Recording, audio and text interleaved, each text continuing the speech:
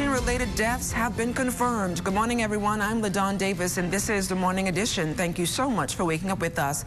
Health officials are now seeing at least 6 additional deaths in the past few days due to COVID-19. The victims are from right here in New Providence and Grand Bahama. This total number pushes the COVID deaths to 86. There is also an upswing in new cases for a total of 81 in the past 24 hours. Meantime, patients hospitalized due to COVID-19 has climbed to 90.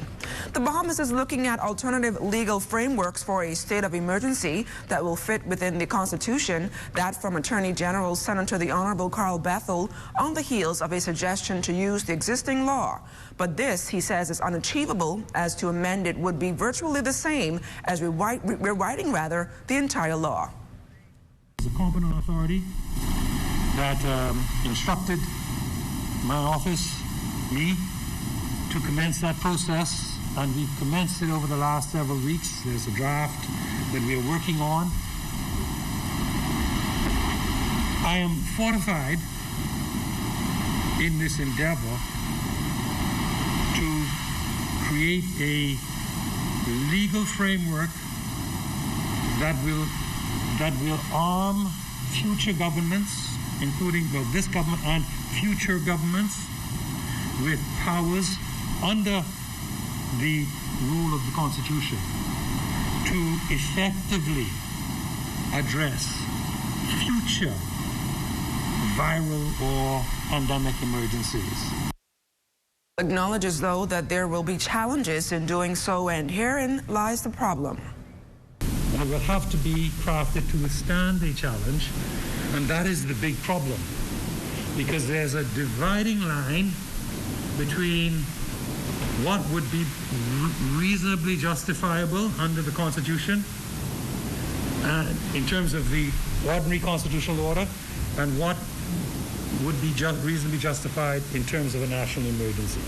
So to find that correct area is the difficulty. It isn't easy, and it's often in a sense you have to make an estimation, and your estimation of what's reasonably justifiable, the draftsperson's estimation, my estimation, or the competent authority's estimation, may not be the estimation of the court. The Bahamas facing a potential blacklisting by the European Union next month.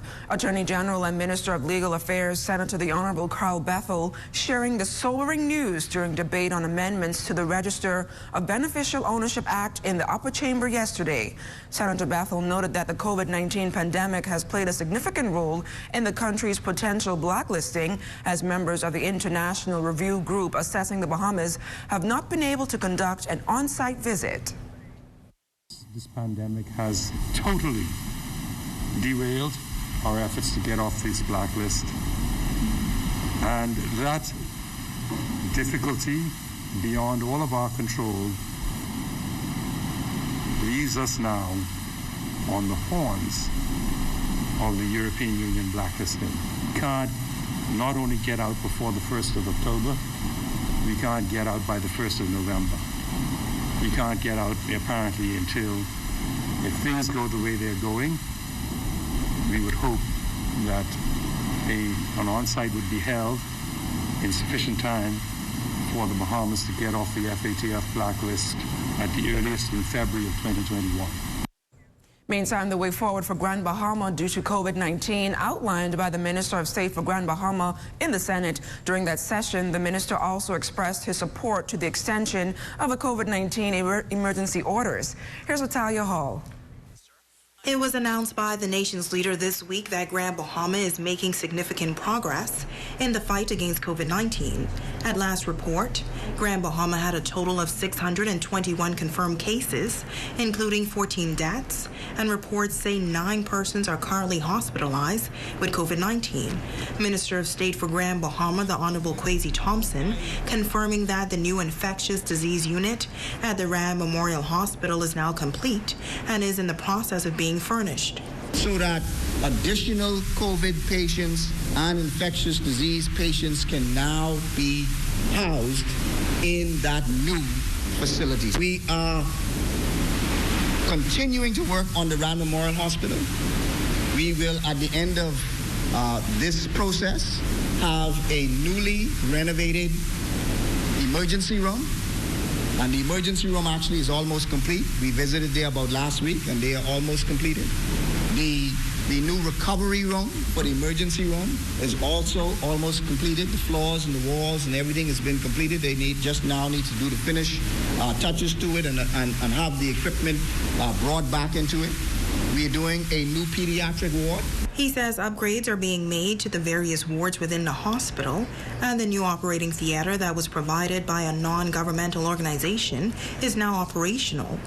The minister thanking Grand Bahamians for their sacrifices in the fight against COVID-19. Because it was the people of Grand Bahama who complied with the emergency orders to ensure that our numbers came down. And we are thankful that as of yesterday, the Prime Minister now has indicated that Grand Bahama can now operate as normal with a few exceptions.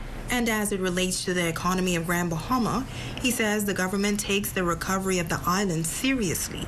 He adds that they met with officials of the Grand Bahama Port Authority this week to discuss a project by the GBPA called REEF. That project will focus on the revitalization and expansion of the economy of Freeport. And we are committed to working with the Grand Bahama Port Authority's committee, with the REEF committee, who have put forward a number of points for the revitalization of Grand Bahama. We may not agree with every single point, but we most certainly will sit down with the Port Authority. We will sit down with the members of this committee. We will also sit down with the Prime Minister's Recovery Committee that also is focused on Grand Bahama. And we will sit down with the Chamber of Commerce that also is committed to revitalizing Grand Bahama. The minister also confirming that the government is moving forward with negotiations in respect to the Grand Bahama International Airport and have a view as to how they will move forward with that project. It's Halia Hall, ZNS Network News. A busy few months for the Department of Environmental Health Services as a result of the pandemic. Environment and Housing Minister, the Honorable Ramon Ferreira, talked about the scope of COVID initiatives by a team from his ministry. Environmental Health Services conducted daily washing and disinfection of building exteriors, streets, and sidewalks. This activity targeted places where there were large gatherings and included food stores, banks, and the like. The Department of Environmental Health Services also conducted disinfections using aerosol viricide in all areas of New Providence. The department was responsible for deep cleaning and disinfection of a number of government offices. A total of 46 deep cleaning and disinfection exercises have been conducted. These include properties in New Providence and the Family Island. Now, regarding the Bahamas Mortgage Corporation, the minister said officials there took various steps to assist clients during the pandemic. BMC launched its deferral campaign by deferring the client's mortgage payments. The Bahamas Mortgage Corporation offered a 6-month payment waiver, 6 months. This plan assisted many persons who were directly or indirectly affected by the layoffs. However, with the expiration of the initial 6 months, the corporation has begun to reach out to all of its clients. Also, the Lyndon Pendley International Airport getting good ratings for its health and safety measures. Airports Council International Latin America and the Caribbean congratulates LPIA for obtaining its airport health accreditation. This program provides airports with an assessment of how aligned their health measures are with the ACI Aviation Business Restart and Recovery Guidelines. Well, a little bit of a traffic cluster in the Cowpen Road community. Coming up, find out what you need to know to avoid this possible traffic nightmare.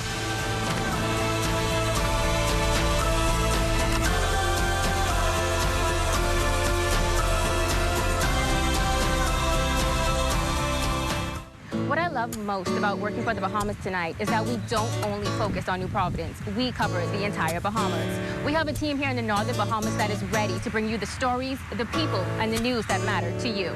From point A to Z, and covering hurricanes to elections and everything in between.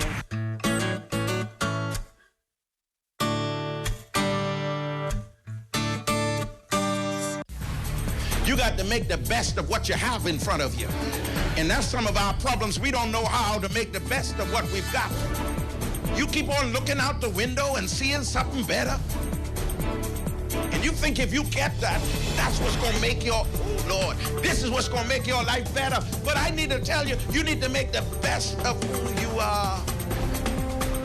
Join us this and every Sunday at 8:30 a.m. for Faith Touch on ZNS TV 13. Andros is the #1 bone fishing destination on our planet. Sports fishermen visit our flats every year to participate in one of the most fulfilling outdoor activities known to man, fly fishing. And guess what? It's 100% sustainable. Without areas like the west side of Andros, sustaining this industry would be absolutely impossible. So let's take care of nature, and nature will take care of us. The Bahamas National Youth Choir has traveled the world, spreading the culture of the Bahamas through song and dance.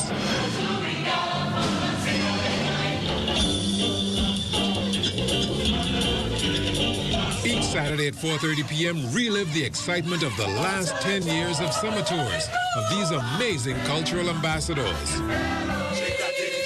Join in the fun Saturdays at 4:30 p.m. right here on the ZNS Network. The Ministry of Health wishes to advise members of the public that prevention is key during this flu season. Practicing good cough hygiene can make the difference between you and your loved ones getting the flu or spreading the influenza virus. Good cough hygiene habits include covering your mouth and nose with a tissue when coughing or sneezing, and proper disposal of the tissue in a trash bin. Coughing or sneezing into your upper sleeve near your inner elbow and not your hands when a tissue is not available. Avoiding the use of handkerchiefs and towels as they hold germs, becoming a nest for the virus. And frequently washing your hands with soap and water, which is listed as one of the most important steps you can take to avoid getting sick and passing the virus on to others. If you have any questions about how to practice good cough hygiene to avoid catching or spreading the flu, contact your nearest community clinic or the Health Education Division at the Ministry of Health. This message is brought to you by the Ministry of Health in partnership with the Public Hospital. And we head on out to our streets where Lloyd Allen and the morning traffic team is standing by with your Friday traffic commute. Good morning, Lloyd. The traffic report is sponsored by Bahamas First. First in insurance. Today, tomorrow. Yes, good morning, LaDon. Good morning, Bahamas. It's a great start to your Friday morning. This morning, we're giving you your first look at traffic. This one coming in from the Gerald Butler Drive and Cowpen Road intersection already this morning. There's a huge buildup of traffic, and this is as a result of a Rapid Bahamas distribution site. Helping us to give some proper advice to motorists using this access road is Corporal Charles Roll, from the Royal Bahamas Police Force Traffic Division. Good morning, Officer Roll. And as we begin, as always, paint a picture for us regards to overnight traffic. Good morning, Alan. Good morning, Bahamas. For the past 24 hours, we had a total of 10 traffic accidents, 4 of which included injuries, and the remainder just damage only. And again, one of those things that I'd like to talk about initially is this very location. Again, for the past several weeks, Rapid Bahamas has been assisting over 100 families with regular food vouchers. But unfortunately, those lines have increased, now meandering over to the main road and onto another street here. What advice can you offer to these persons, as well as residents who may experience some challenges as a result of this? All right, we know that persons are coming out here to receive those items. We just ask them to use their discretion and to also consider those persons that live in the area. For persons coming out, we ask them to pull to the side of the street, not to cause any obstruction to oncoming traffic, and also to be mindful of those persons that live in the area, not to block up their entrances as they need to exit their homes and return to their homes. Now, while it's unfortunate that many of these persons have found themselves furloughed or unemployed, needing that assistance, is there a legal concern when it comes to the way they park? Could they possibly receive a traffic ticket for obstructing traffic here? Most definitely. We have 2 major offenses causing obstruction to the flow of traffic and also causing a hindrance. We don't want to block those persons because we understand the situation that they're already in, but we just ask them to be mindful of others and use consideration. Now, another element of concern here on the island is in the area of downtown Nassau. We know that roadworks are continuing there.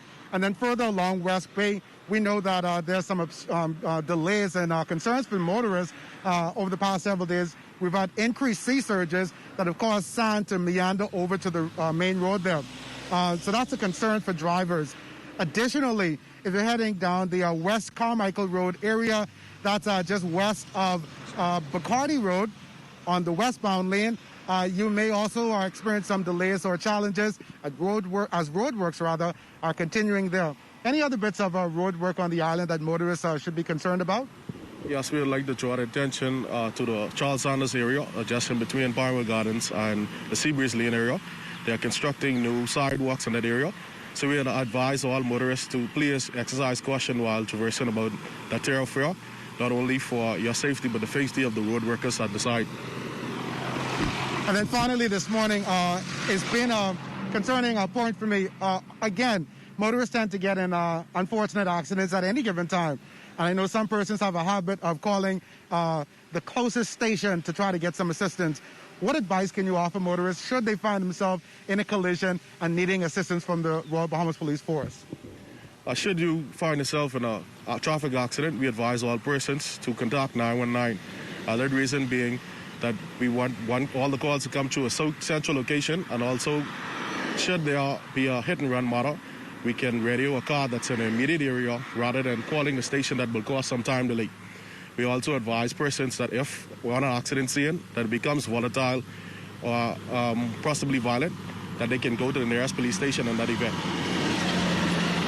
Well, some good advice and information coming in there from Officer Rowe from the Royal Bahamas Police Force Traffic Division. And again, be advised that there are several bits of road works going on throughout the island, so always drive with caution and care to avoid any possible delays or collisions. That's when you'll look at morning traffic. Reporting here from Cowpen Road for the morning edition, Lloyd Allen, ZNS Network News.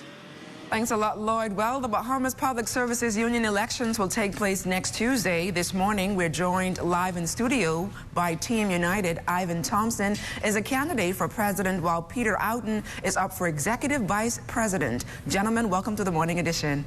Good morning, LaDawn, and good morning, Bahamas. Good morning. Sorry, Mr. Outen. I know your team is campaigning on a 10-point plan. Share with us a little bit about what that entails.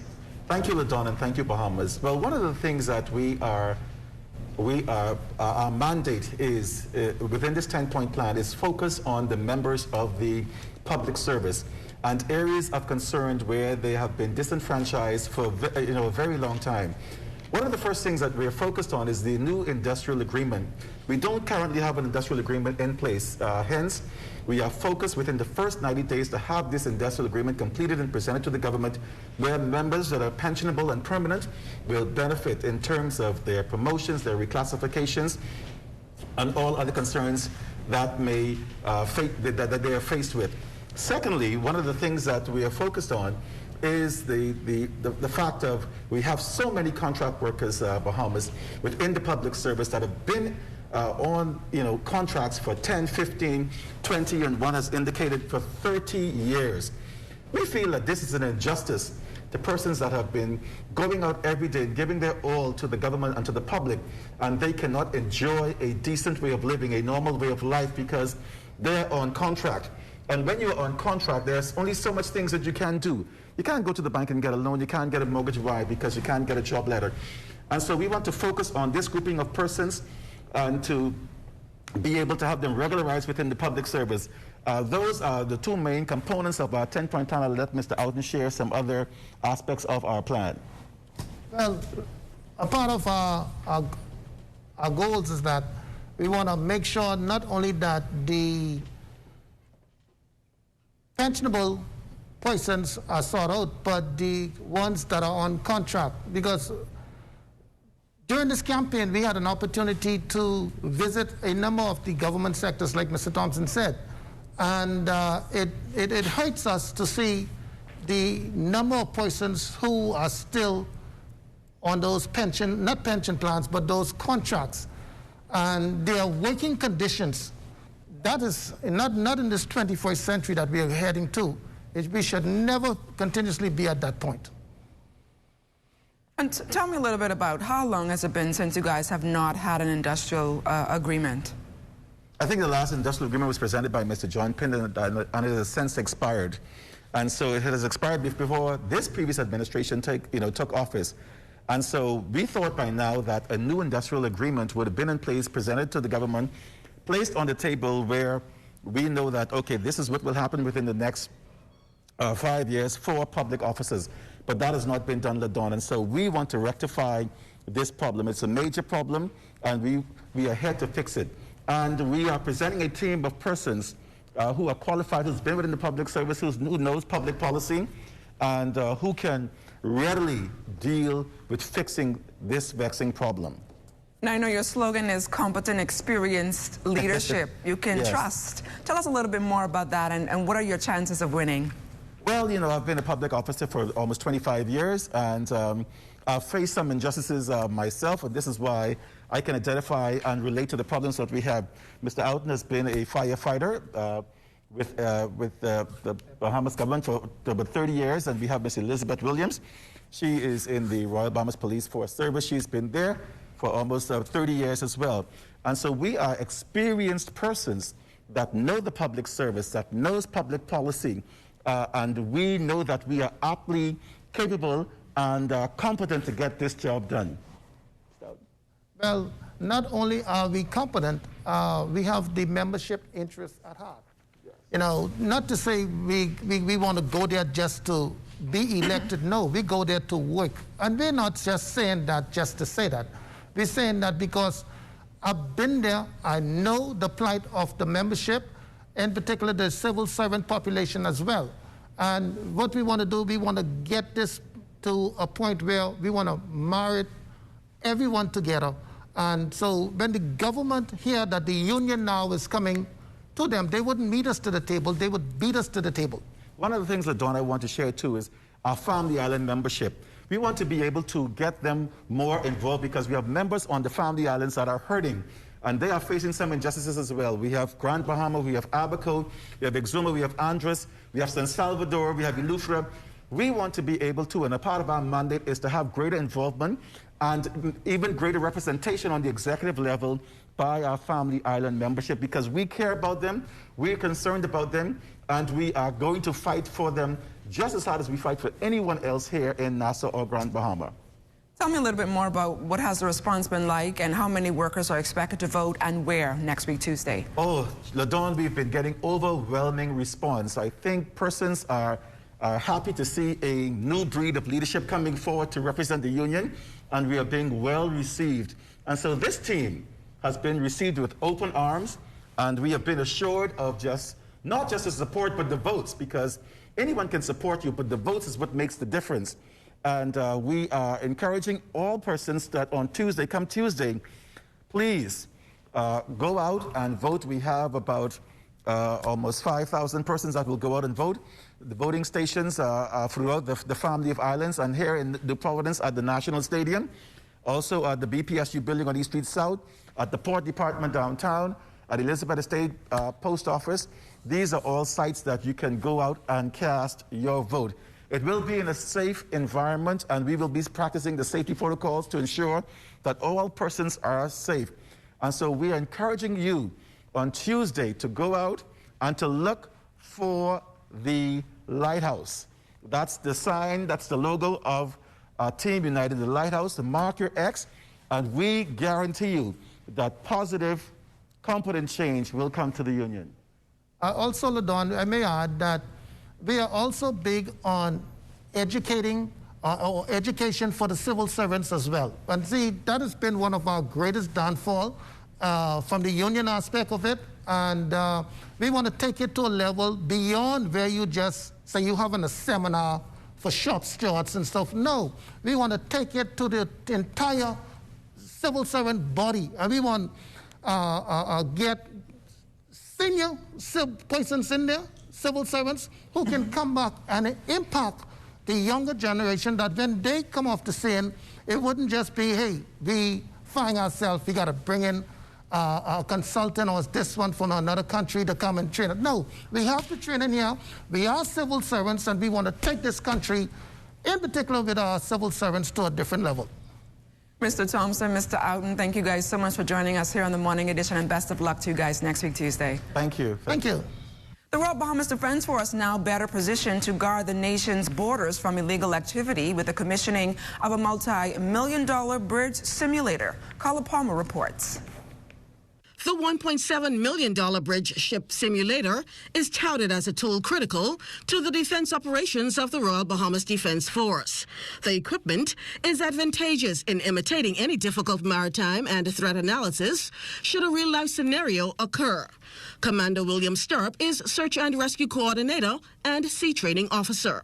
We will be able to rehearse port approaches, navigate in narrow channels and fairways.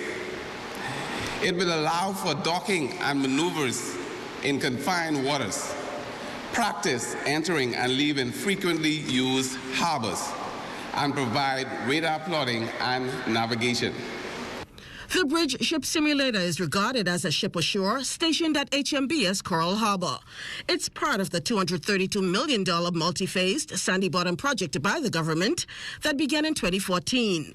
The overall project focused on investing equipment, improving facilities towards the decentralization of the force, and expanding its capabilities to better protect our borders. Already, air and sea craft have been acquired, dredging of harbors conducted, and port facilities constructed.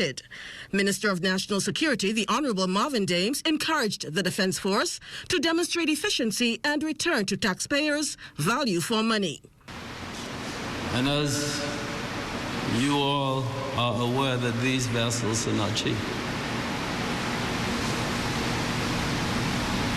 And so anytime we put someone behind the wheel or in the bridge, whatever it is that you may say, you have to ensure that that individual is ready, is prepared to ensure the safety of his or her crew, and to ensure the safety and to maintain, to safeguard the vessel from any damage. Training of the bridge simulator began last week. RBDF officials say after this commissioning exercise, there remains some work still left to be done. Carla Palmer, ZNS Network News. The rental market has transformed according to some experts in recent months as COVID-19 has brought on new challenges for living, particularly with the growing reality of unemployment and the rising cost of living. But according to millennial real estate consultant Rashina Ferguson, knowing the reason you want to own a piece of the property pie, so to speak, and knowing what works for you are important considerations. She adds renting can be a path to home ownership, so know your destination. If you're looking for a rental, I would suggest that you stick within your price range, as we must always consider reasons as to why we're looking to move, also as it pertains to living comfortably. She says knowing the value of the dollar in today's market is key in finding the perfect blend of price and amenities. Consider the amenities that you would expect to be included in the rental amount, as those that are of lower price point, they tend to not come with as much amenities, or I should say comfortability. So when I say, let's say you're looking for a unit that is priced at $800 a month, you cannot ideally expect it to include light, water, cable, internet. Now, in some instances it does, but ideally, when we talk about the price point, it does not include all of those amenities. And still to come, food assistance for student nurses in need. That story and more when the Morning Edition comes right back.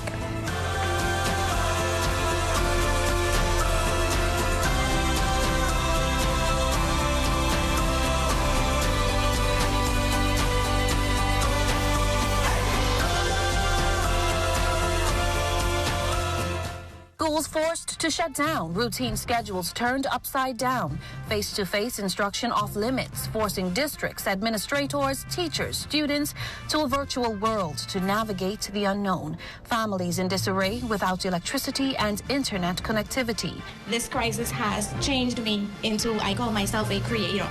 I have been creating lessons non-stop. We wanted to give the teachers an idea of how to use these tools virtually. Have inspected water systems, they've inspected doors to make sure that there is proper ventilation.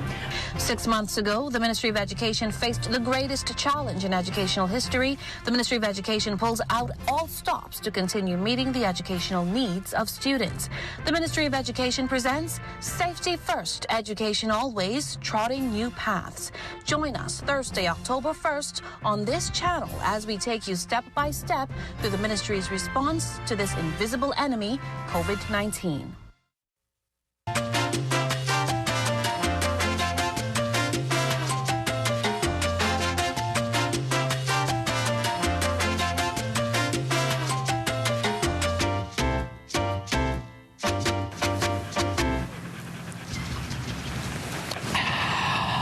Well, what about me? What about you, what? Well, I thirsty too, you know. You want to see all the water out there? Well, why you don't give me your water, and then you go try and drink that salt water? You crazy, eh? I ain't the one talking to a dog, you know. Ain't nobody can drink salt water. Then why you won't give it to me?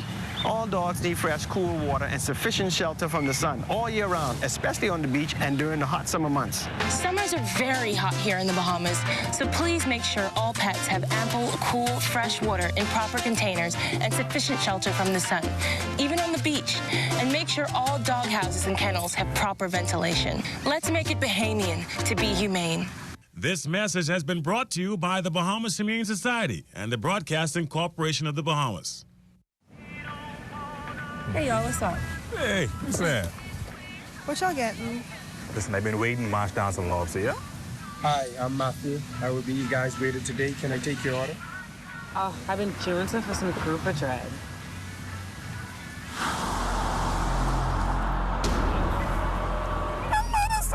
Y'all see this?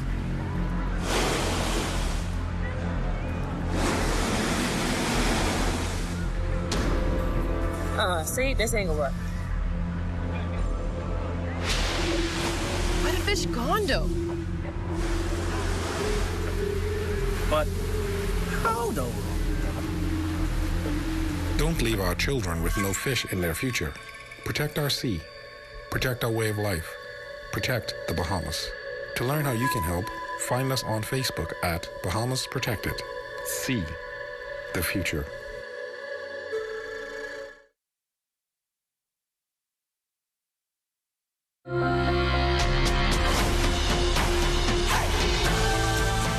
Is on to the official reopening of schools across this country, and this morning an education official on Grand Bahama is sharing details as to what parents can expect when schools reopen. Here's Atalia Hall. With all schools officially set to reopen on October 5th, District Superintendent on Grand Bahama Ivan Butler says some schools will reopen with face-to-face instruction, while others will reopen with the hybrid model. All of our schools in West Grand Bahama, that's primary schools as well as the 8 Mile Rock High School, those schools will be opening with a face-to-face program, so we're very pleased with that. And we are also pleased to announce that the Jack Haywood Senior High School will be opening face-to-face. Other schools in the district, pretty much our primary schools and St. George's as well as Sister Mary, those schools will open with a hybrid where students will come to school for 3 days out of the week and remain home for 2 days. He explains how the decision was made as to which schools will be face-to-face or hybrid. Well, the decision was based on the numbers, the student population. We had a very small population, or manageable population, in places like West End, Holmes Rock, Martin Down, the Lewis Yard. So those populations are very manageable. The staff and administration of those schools feel that they can comfortably handle those students. And as for the island of Bimini, Bimini Primary, we know we may have some challenges with Louise McDonald, but they too, we're working on how we can get all of our schools in that face-to-face learning platform. Now, Butler says Ministry of Education officials on Grand Bahama will meet with the COVID-19 task force soon. And he also says that a meeting will be held with parents so that they can understand the various safety protocols that are in place. So we just want them to know that we will be exercising all protocols to keep their children safe. So beginning as early as next week, there may be some afternoon sessions or some daily sessions where we invite parents onto their campuses to see exactly what's going on.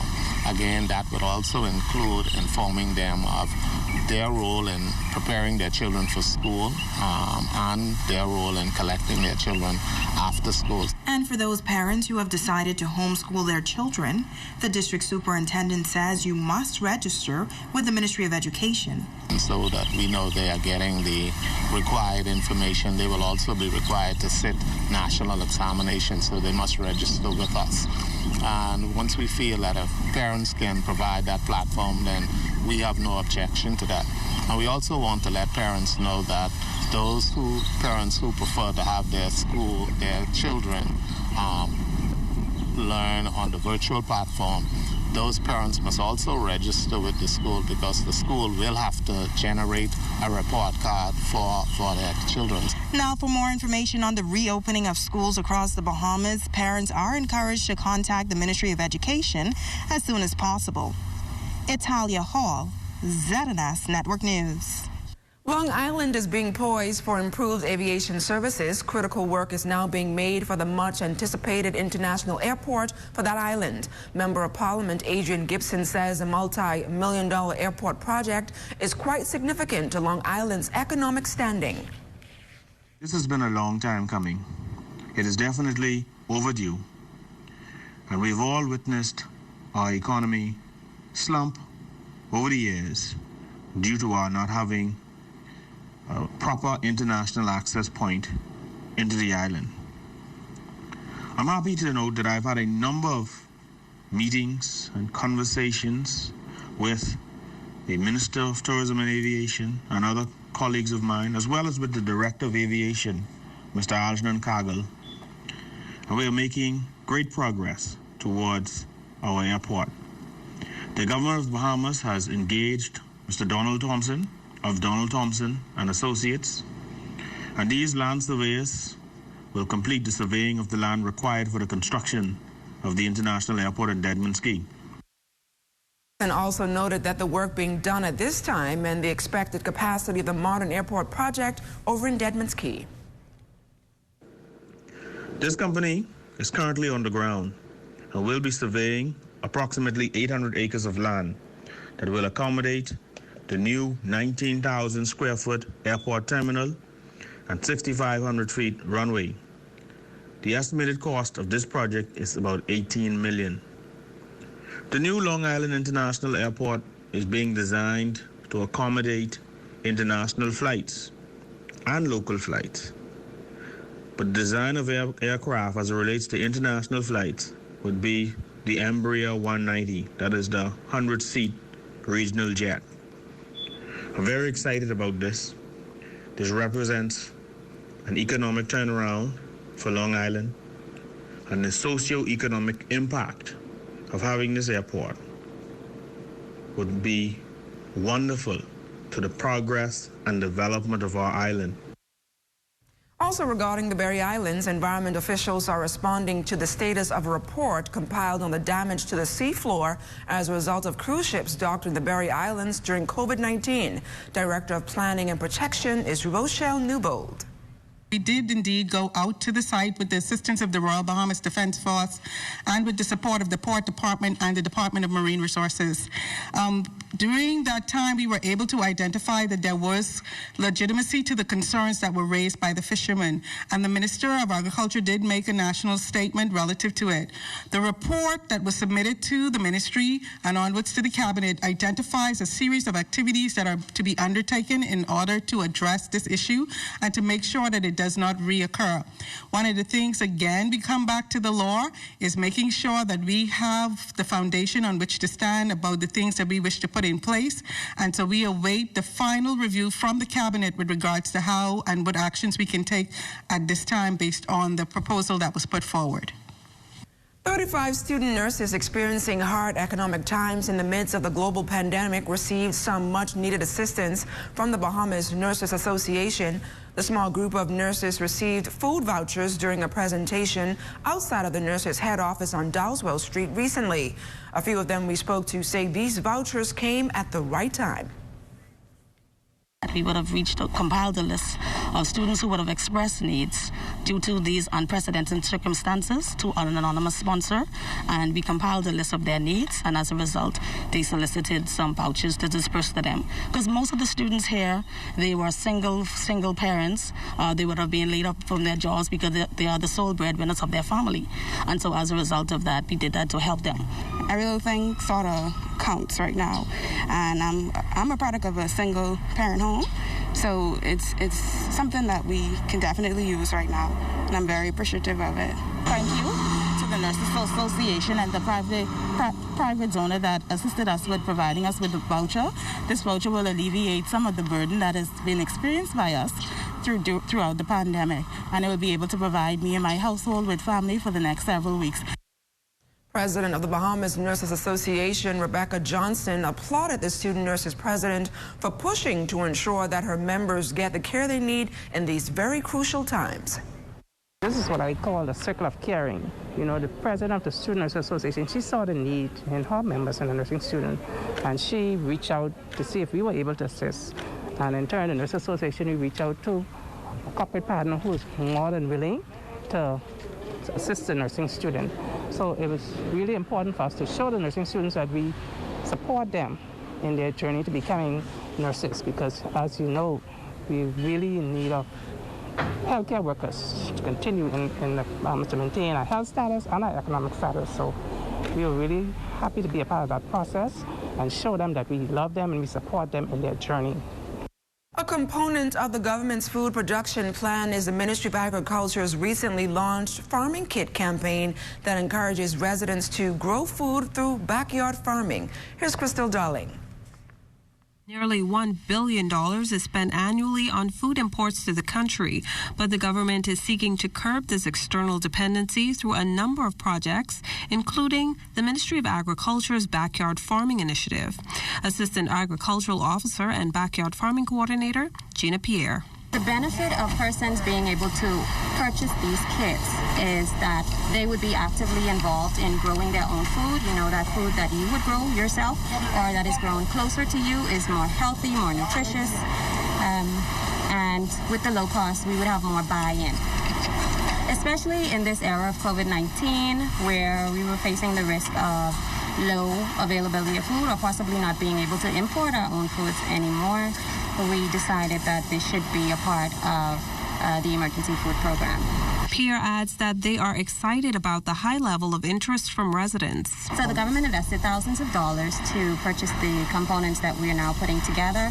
Our first order was for 10,000 kits, and right now that amount is increasing because we see the interest in persons purchasing these kits. They actually want to do gardening or backyard farming, as it does put a dent somewhat in your grocery bill, so it is a help. The kits, which include all the tools needed to jumpstart farming at home, have been made available for purchasing at $10 per kit. And along with an instructional video on YouTube, Assistant Director of Agriculture and Backyard Farming expert Basil Miller says the kits are simple and easy to use and include a manual for new farmers that need guidance. So what we put in the kit is a gravitational drip system that is very important, and we show them the importance of water usage at different stages in growth and development of plants. Then we put in it some medium, which consists of Pro Mix because it's one of the best mediums around in terms of if it gets wet, it doesn't change its compaction. It stays friable, and what I mean by that, it stays soft and the roots can penetrate. We get you 4 packages of seeds. We get you some fertilizers that you can put directly into the gravitational drip system and feed each plant to the root system. And we also go through the whole understanding of how you use these things step by step. Crystal Darling, ZNS Network News. Stay close, we've got more right after this. You're watching The Morning Edition.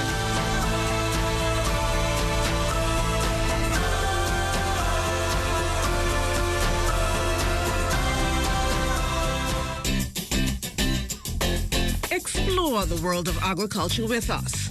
Join me, your host, Carla Palmer, for continued adventures in agriculture and the marine environment as we head into Season 2 of the program, Agriculture Now.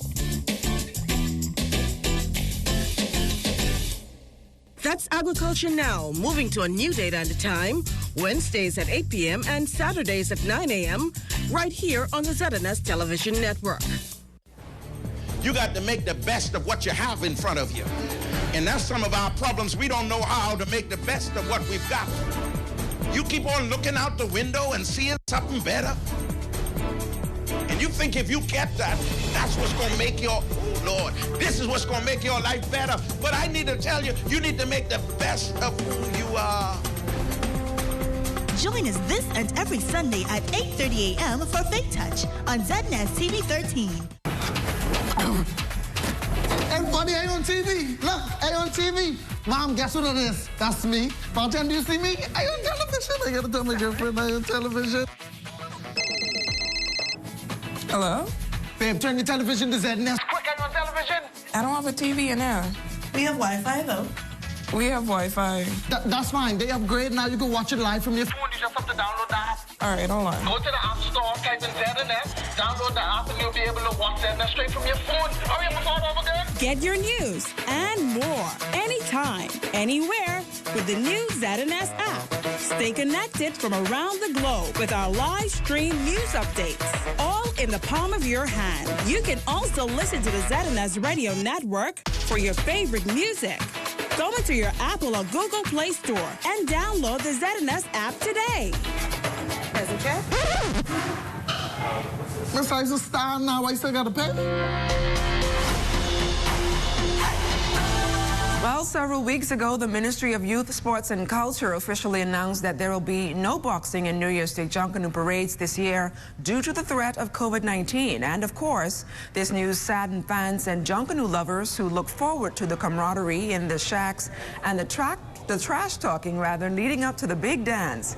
Chairman of the defending champions, the Shell Saxon Superstars, Toby Austin, says COVID-19 may have spoiled the fun and morale, but he remains hopeful that next year's Junkanoo parades will be like none other. Well, you know, the members always want to rush, because the members know they always want what they want, right? So they know they want to rush and they want to get in the shock, but unfortunately, you know, us being the defending boxing and the champions, nothing we really could do. But sit on the side and just, let this all play out. And hopefully, God's willing, next year we'll be able to get back in the shock. But, after coming off Beach even in 2 straight, the fellas anxious and was ready to go to defend the crown. But, like I say, unfortunately, we ain't going to be able to do that. So I guess this year we all be still on the Christmas dinner with our families. And it's time to work up a sweat with downtown Natasha Brown. Hi. If you can dream it, you can certainly do it, according to Walt Disney. We are here at the Hills in the back of the cricket club, and I've got another twist to another dynamic routine for you. Let's get right to it.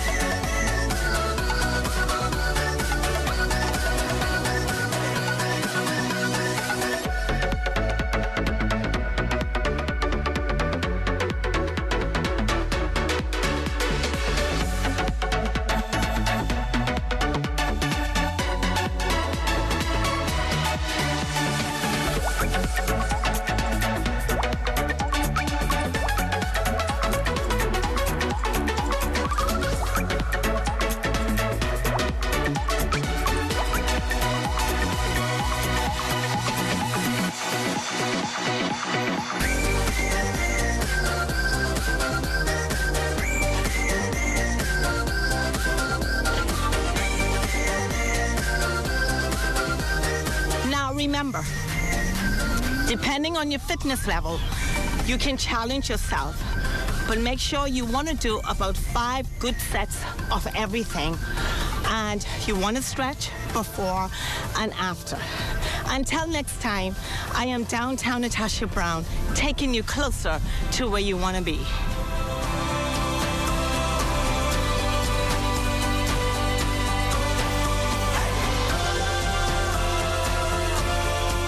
What I love most about working for the Bahamas tonight is that we don't only focus on New Providence. We cover the entire Bahamas. We have a team here in the northern Bahamas that is ready to bring you the stories, the people, and the news that matter to you. From point A to Z, from covering hurricanes to elections and everything in between.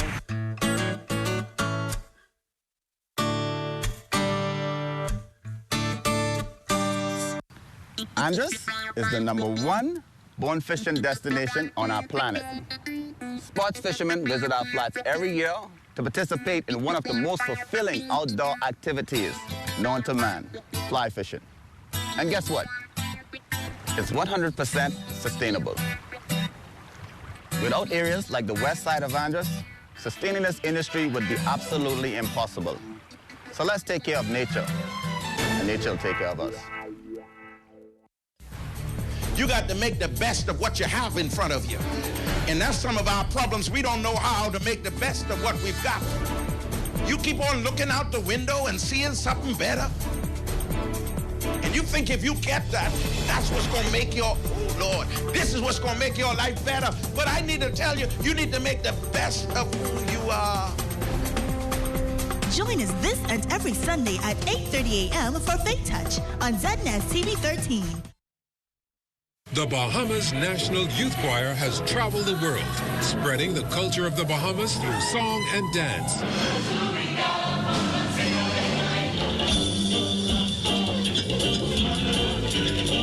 Each Saturday at 4:30 p.m., relive the excitement of the last 10 years of summer tours of these amazing cultural ambassadors.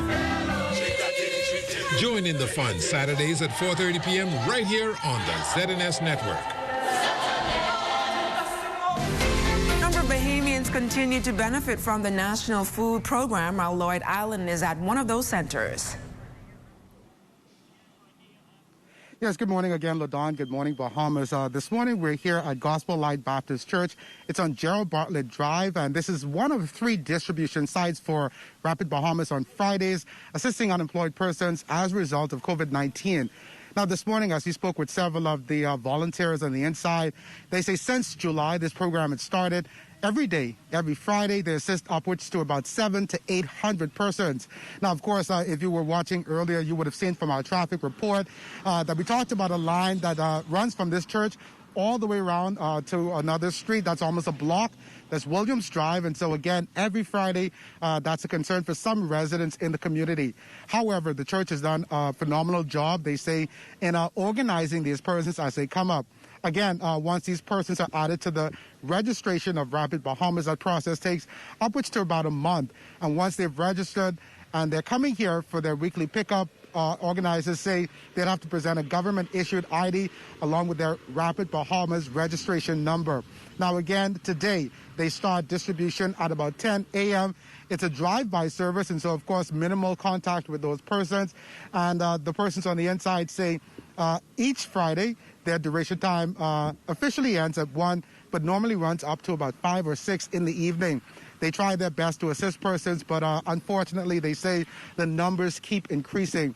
But again, if persons are interested in becoming a part of this program, obviously, indeed, as a result of COVID-19, you can visit the Rapid Bahamas website for more information. And of course, again, that process takes about a month to be added to their registration. Reporting here from Gerald Bartlett Drive, Cowpen Road for the morning edition, Lloyd Allen, ZNS Network News. And And in your weather outlook this morning, a high pressure remains across the Bahamas, while the tropical moisture streaming over the islands will enhance unsettled weather. Beachgoers should exercise extreme caution due to the presence of hazardous rip currents along north and eastern shorelines.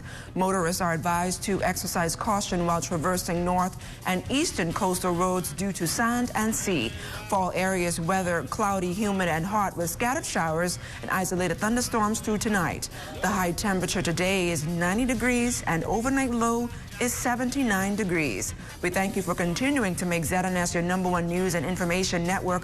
Only the sun covers the Bahamas better than ZNS. And that's it for us this Friday morning. For the entire team, I'm LaDawn Davis. Have a great day and be safe. Till one night, it had to be fake. Man in my bedroom eating off my plate. You know, I ain't going back. I ain't going back. I done had one heart attack, so I ain't going back. I ain't going back. No, I ain't going back. She done give me heart attack, Jack. I ain't going back. I gave her my time.